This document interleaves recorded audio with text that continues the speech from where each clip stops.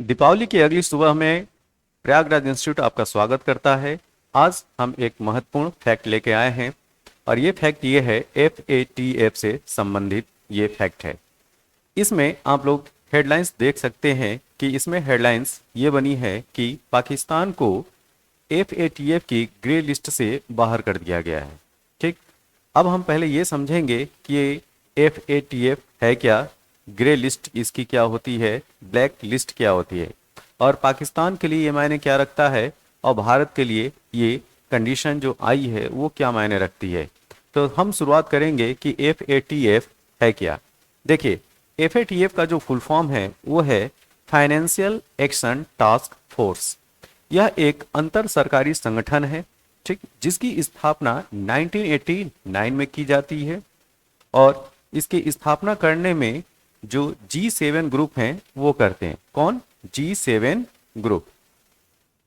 तो जो G7 group हैं वो इसकी स्थापना 1989 में करते हैं।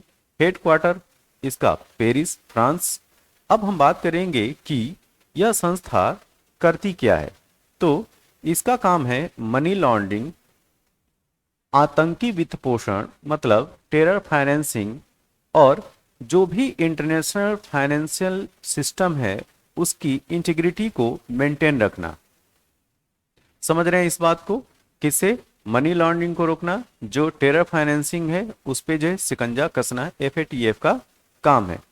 तो वर्तमान में अगर बात की जाए तो FATF के 39 सदस्य हैं। ध्यान दीजिएगा, 39 मेंबर है जिसमें 37 देश हैं। कितने? 37 कंट्री हैं और 2 ऑर्गेनाइजेशन है। कैसे? Regional organisation. रीजनल ऑर्गेनाइजेशन में 2 का नाम आप याद रखिए, यूरोपियन कमीशन जिसको यूरोपीय आयोग बोलते हैं और दूसरा है खाड़ी सहयोग परिषद जिसको गल्फ कोऑपरेशन काउंसिल कहते हैं। भारत FATF का पूर्णकालिक मेंबर नहीं है, ठीक है। यह है क्या? FATF कंसल्टेंट्स और उसके एशिया पैसिफिक ग्रुप का सदस्य। क्या? FATF कंसल्टेंट्स और उसके एशिया पैसिफिक ग्रुप का यह सदस्य, ये ध्यान रखना है। तो अब ये इसका जो है वो लोगो है। हम थोड़ा सा G7 में कौन कौन से देश हैं उसकी हम लोग बात कर लें। तो G7 में जो 7 देश हैं उसमें यूनाइटेड किंगडम, ये कनाडा, ये USA United state of America, इसका ये मैप यहाँ पे देख सकते हैं आप लोग। जर्मनी यहाँ पे है, फ्रांस यहाँ पे, जापान, एशिया में, एशिया की तरफ G7 ग्रुप में जापान ही है, केवल और केवल जापान है, ठीक है। इटली, इसकी पोजीशन यहाँ पे। तो G7 ग्रुप में आप देख सकते हैं कि केवल और केवल एशिया की तरफ से जापान प्रतिनिधित्व करता है, या ये कहा जाए कि जापान ही मेंबर है। बाकी यूरोप के आपको जो है वो 4 देश मिलेंगे, ये जर्मनी, इटली, फ्रांस और UK, 4 देश। इसके अलावा जो 2 देश हैं वो अमेरिका के हैं, ठीक, वो भी नॉर्थ अमेरिका कॉन्टिनेंट के। तो एक कनाडा हो गया और दूसरा USA हो गया। तो ये G7 के 7 देश हैं। अब हम बात करेंगे कि ग्रे लिस्ट होती क्या है। तो देखिए, जब FATF किसी को ग्रे लिस्ट में डाल देता है इसका मतलब ये होता है कि वह देश जो है अपने देश के अंदर जो होने वाली मनी लॉन्ड्रिंग है या टेरर फाइनेंसिंग जैसी जो गतिविधियां हैं उस पर वो नज़र रखे और उसमें ऐसा सुधार करे, अपने फाइनेंशियल ट्रांसैक्शन को ऐसा मजबूत करे कि टेरर फाइनेंसिंग ना हो सके, मनी लॉन्ड्रिंग ना हो सके और जो पैसा है वो इलीगल एक्टिविटी में इन्वॉल्व ना हो। तो ये जो है ध्यान रखना होता है जो ग्रे लिस्ट में शामिल हो जाते हैं देश। तो इसी तरीके से पाकिस्तान जो है वो ग्रे लिस्ट में 2018 में FATF ने उसको शामिल कर दिया था। तो एक उसके ऊपर जिम्मेदारी हो गई थी कि मनी लॉन्ड्रिंग और टेरर फाइनेंसिंग से रिलेटेड जो मुद्दे हैं उसको वो सॉल्व करे। तो इन 4 सालों में मतलब आज की डेट में 2022 है, FATF ने देखा कि उसने जो है कुछ शिकंजा कसा है, कुछ प्रोग्राम पॉलिसी ऐसे उसने बनाए हैं कि जिसे टेरर फाइनेंसिंग पे उसने कंट्रोल किया है। तो ये सब देखते हुए उसको मतलब पाकिस्तान को FATF ने ग्रे लिस्ट से बाहर कर दिया। तो पाकिस्तान के लिए जो है ये एक अच्छी खबर है। अब बात करते हैं कि अगर मान लिया कि एफटीएफ जो है वो किसी को ग्रे लिस्ट में रखता है या ब्लैक लिस्ट में रखता है, उसका मतलब क्या होता है, उससे उस देश को नुकसान क्या होता है। तो देखिए, अगर किसी देश को एफटीएफ जो है अगर ग्रे लिस्ट में रखता है तो होना क्या है कि अ, उससे मनी लॉन्ड्रिंग और आतंकवादी विश्व के प्रगति की जांच करने के उद्देश्य की निगरानी में रखा जाता है। तो एफटीएफ को अगर ग्रे लिस्ट में अगर रख दिया तो होना क्या है, ग्रे लिस्ट से जुड़े जाने का मतलब कोई आर्थिक प्रतिबंध तो नहीं होता है, लेकिन वैश्विक वित्तीय और बैंकिंग प्रणाली का को संकेत देता है कि इस देश के साथ अगर कोई लेन देन कर रहा है तो वो रिस्क है। जैसे अभी 2018 से लेके 2022 तक अगर पाकिस्तान एफटीएफ की ग्रे लिस्ट में था, तो अन्य देशों को ये समझना चाहिए कि इसके साथ फाइनेंशियल फाइनेंशियल टर्म्स रखना जो है वो खतरे से खाली नहीं है, जोखिम भरा हुआ है।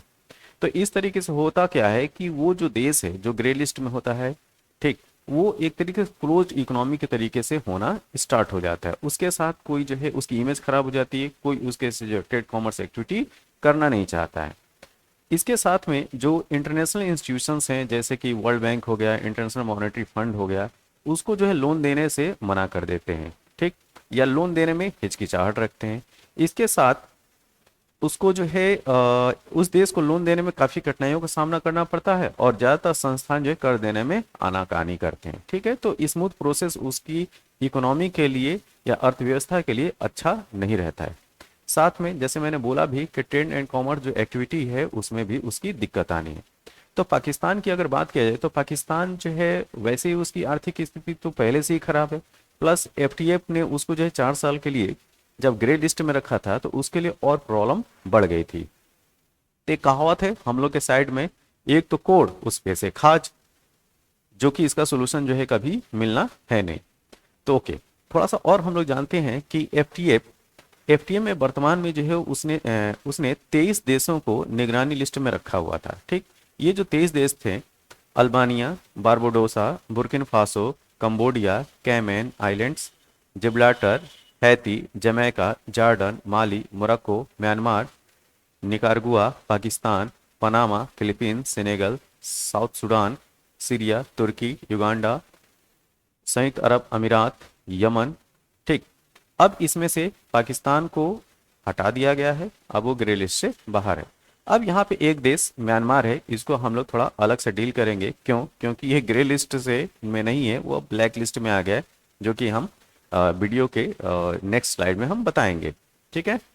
तो नेक्स्ट हम लोग बात करें कि ब्लैक लिस्ट क्या होती है। देखिए, तो ब्लैक लिस्ट क्या होता है कि ग्रे लिस्ट में तो वो देश को शामिल किया जाता है कि जो मनी लॉन्ड्रिंग या टेरर फाइनेंसिंग जैसे एक्टिविटियां हैं उनमें वो नहीं इन्वॉल्व हैं या उनको जो है कंट्रोल करने की वो कोशिश करते हैं। लेकिन ब्लैक लिस्ट वाले ऐसे देशों में बहुत ही ढीठ टाइप के होते हैं। ढीठ का मतलब कि अपनी गलती वो मानते ही नहीं है, और जब कोई अगर गलती ना माने तो उसमें सुधार करने की भी संभावना नहीं रहती है। तो ब्लैक लिस्ट में जब एफटीएफ ये कहता है कि तुम जो है मनी लॉन्ड्रिंग करते हो, टेरर फाइनेंसिंग करते हो, ठीक है, आतंकी पोषण करते हो, वित्त पोषण करते हो, तो ये मानने को भी नहीं तैयार होते हैं। जब ये मानने को नहीं तैयार होते हैं तो इनमें सुधार करने की भी गुंजाइश नहीं रहती है। तो आज की डेट में जो है वो ईरान, उत्तर कोरिया और अभी 2 दिन पहले जो है म्यांमार को ब्लैक लिस्ट में शामिल कर दिया गया है, ठीक है। तो ब्लैक लिस्ट में अब अगर इनको शामिल कर दिया गया है तो ये बिल्कुल एक तरीके समझिए कि एक बंद अर्थव्यवस्था के तरीके से हो जाएंगे, समझ रहे हैं। जो बाहर के जो देश हैं, जो इंटरनेशनल इनकी कम्युनिटी में जो इमेज है वो बहुत ही बेकार हो जानी है। कोई इनके देश में जो है वो क्या बोलते हैं इन्वेस्टमेंट नहीं करना है, ट्रेड कॉमर्स एक्टिविटी जो है प्रतिबंधित हो जानी है। जो इंटरनेशनल इंस्टीट्यूशंस हैं जैसे आईएमएफ हो गया, एडीबी, वर्ल्ड बैंक, ठीक, या कोई भी फाइनेंशियल जो बॉडी है इनकी आर्थिक मदद नहीं करेगी। प्लस G7, आप जानते हैं G7 जो है एफटीएफ का फाउंडर है, तो G7 के जो सदस्य हैं वो भी इनको जो है फाइनेंस या ट्रेड कॉमर्स एक्टिविटी में इनका सपोर्ट नहीं करेंगे। तो एक तरीके से दुनिया से ये जो देश हैं ईरान, उत्तर कोरिया और म्यांमार वो कट जाने हैं, ठीक। तो थोड़ा सा ये ग्रे लिस्ट और ब्लैक लिस्ट में जो बेसिक डिफरेंस है वो जान लीजिए, ठीक है। तो बेसिक डिफरेंस क्या याद रखेंगे, ब्लैक लिस्ट में वे देश होते हैं जो यह साबित करने की कोशिश ही नहीं करते कि उन पर टेरर फंडिंग और मनी लॉन्ड्रिंग के आरोप बेबुनियाद हैं। समझ रहे हैं? जैसे कोई कहा जाता है ना कि तुम्हारे अंदर ये कमी है, ठीक, तो ये तो अपनी कमी को मानते नहीं है, और जब मानते नहीं तो सुधार भी नहीं करते। तो ब्लैक लिस्ट और ग्रे लिस्ट में यही डिफरेंस रखिएगा याद, कि ग्रे लिस्ट वाले जो है, अगर उनको कहा जाता है कि आप में जो है मनी लॉन्ड्रिंग के केसेस बढ़ रहे हैं या टेरर फाइनेंसिंग हो रही है, तो वो जो है अपने देश के अंदर इन पे शिकंजा कसने की कोशिश करते हैं, और ये बिल्कुल भी इसमें एफर्ट नहीं करते हैं जो ब्लैक लिस्ट वाले देश होते हैं। ठीक है, तो वर्ल्ड के मैप में जो है हम नॉर्थ कोरिया, ईरान और म्यांमार का है उसको देख लेते हैं। देखिए, ये है ईरान, ये है म्यांमार, और पोजीशन जो है नॉर्थ कोरिया की ये है। ठीक है, तो ये तीन देश, ईरान, दूसरा म्यांमार और तीसरा नॉर्थ कोरिया, इनको ब्लैक लिस्ट में एफटीएफ ने डाल दिया है। ठीक है, अब हम थोड़ा सा ये बात कर लें कि एफटीएफ की ग्रे लिस्ट से पाकिस्तान को बाहर कर दिया गया, इसका भारत के परिदृश्य में इसके क्या मायने हैं। तो देखिए, भारत कैसे मान लिया कि जो है वो पाकिस्तान जो है वो टेरर फाइनेंसिंग या मनी लॉन्ड्रिंग ऐसे केसेस में वो बिल्कुल ही मतलब कि लिप्त नहीं है। हाँ, ये हो सकता है कि एफटीएफ को उसने जिस तरह से आंकड़े दिए हुए, एफटीएफ कन्विंस हो गया कि इसको जो है ग्रे लिस्ट से बाहर कर दे। लेकिन अभी भी जो है भारत के सामने प्रश्न यह है कि मुंबई टेरर अटैक है, उसके जो आतंकवादी हैं अभी भी जो पाकिस्तान में, तो ऐसे कैसे हो सकता है कि जो टेररिस्ट जो ऑर्गेनाइजेशन है वो अभी भी पाकिस्तान से ऑपरेट हो रहे हों और वो टेरर फाइनेंसिंग या मनी लॉन्ड्रिंग में इन्वॉल्व ना हो। तो थोड़ा सा जो है ये प्रश्न बनता है भारत के पॉइंट ऑफ व्यू से। देखते हैं आगे इसका क्या होता है। तो ये जो है इंटरनेशनल पॉलिटिक्स भी इसमें हम लोग कह सकते हैं, और इंटरनेशनल पॉलिटिक्स के साथ अगर मैं ये कहूँ कि इंटरनेशनल जियो इकोनॉमिक पॉलिटिक्स है, तो इसका फ्यूचर क्या होने वाला है हम इस पर नज़र बनाए रखेंगे, और जैसे कोई अपडेट आती है हम आपको ज़रूर बताएंगे। तो ये जानकारी थी FATF के बारे में, जो फाइनेंशियल एक्शन टास्क फोर्स है, जिसको 1989 में स्टेबलाइज किया था G7 ग्रुप के द्वारा। तो मैं आशा करता हूँ कि ये वीडियो जो है आप लोग को अच्छा लगा होगा, जैसा भी लगा होगा ज़रूर बताइएगा। ठीक, बुरा और अच्छा हम दोनों कमेंट्स जो है आपका सुनने के लिए तैयार हैं। तो दिवाली जो है वो बीत चुकी है, और सभी विद्यार्थियों से ये अनुरोध है कि वो जो है अपनी पढ़ाई पे अब लग जाएं। ठीक, मौसम भी बेहतरीन है। तब तक के लिए थैंक यू, धन्यवाद।